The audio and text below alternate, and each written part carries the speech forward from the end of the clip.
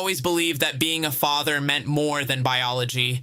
I had raised my children from the moment they were born, changing diapers, attending school events, reading bedtime stories, staying up through fevers, and celebrating milestones. I thought my presence, my love, and my commitment were what mattered most. I thought that was enough. I was wrong. It started with a comment I never expected. One evening, during a casual conversation, my oldest child looked at me with a strange mixture of defiance and curiosity. "You know," they said, "you're not really our dad, right?" At first I laughed, thinking it was a joke, a playful exaggeration born from the wild imagination of a child. But the look in their eyes told me otherwise. There was conviction there, a certainty that shook me to the core. I asked for clarification. They repeated it, more confidently this time, that I wasn't their real dad, that the person they considered to be their biological father was someone else. I felt a mixture of shock, hurt, and disbelief. My entire life had been devoted to these children, yet in a single sentence, all my effort, care, and love seemed diminished. I felt betrayed, not by anyone else, but by the reality of being devalued by those I had given everything to. For a while, I tried to ignore it, tried to continue being the parent I had always been. I attended school functions, helped with homework, and maintained routines. But inside, I felt a shift, a fracture forming in the foundation of our relationship.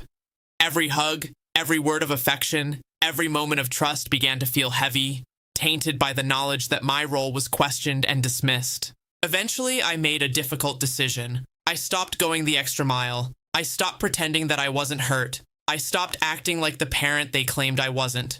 I still provided for them, ensured they were safe, and met basic responsibilities. But I withdrew the emotional labor, the unrecognized devotion that I had once given freely. I stopped attending every game, stopped volunteering at school, stopped staying up late for projects or celebrations. I created distance, not out of cruelty, but as a form of self-preservation. The change was immediate and palpable. My absence, though subtle at first, began to make an impact. My children, who had once sought my guidance and warmth, noticed the shift. The small complaints, the quiet frustrations, and eventually the awkward confrontations began to surface. They couldn't understand why I had pulled back.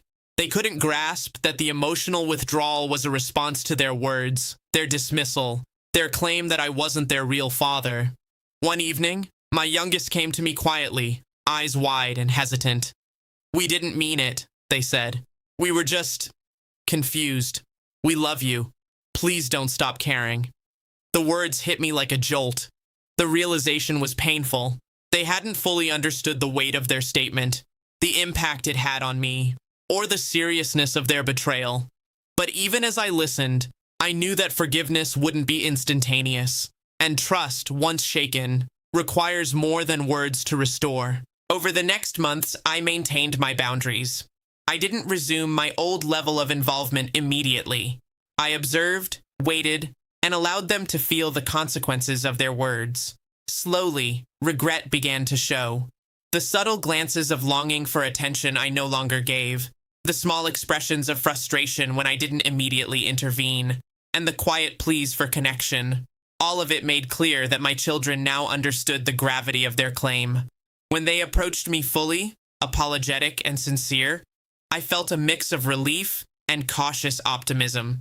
I accepted their apologies, but I made it clear that trust had to be rebuilt gradually. Being a father isn't just about biology, it's about love, commitment, and mutual respect.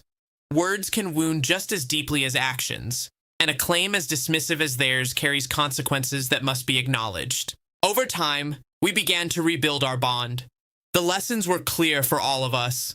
Respect and recognition are vital in relationships, even within a family. My children learned that words carry weight, and that dismissing someone's love and devotion can have lasting effects. I learned that boundaries are essential, that self-respect cannot be compromised, and that sometimes withholding love temporarily is necessary to make a lesson clear. Now, years later, I look back on that period with mixed emotions. There was pain, yes, and there was betrayal. But there was also growth, understanding, and renewed connection. My children no longer question my role. They recognize the sacrifices I've made, the devotion I've given, and the love that persists despite hurt. And I, in turn, have learned the importance of standing firm, asserting boundaries, and demonstrating through action that trust and respect cannot be taken for granted. What started as a shocking, hurtful claim became a pivotal moment in our family's story. It revealed vulnerabilities, tested resilience, and ultimately strengthened the bonds that matter most. My children regretted their words, and in doing so, they also learned the profound truth about love, loyalty, and the importance of valuing those who give everything to be there for you. In the end, being a father is more than genetics. It's about showing up, setting boundaries, teaching lessons, and never losing sight of self-worth. Their regret was undeniable, and it reminded me that betrayal, even from those we love, carries consequences that shape character, understanding, and ultimately, the capacity to rebuild stronger, wiser relationships.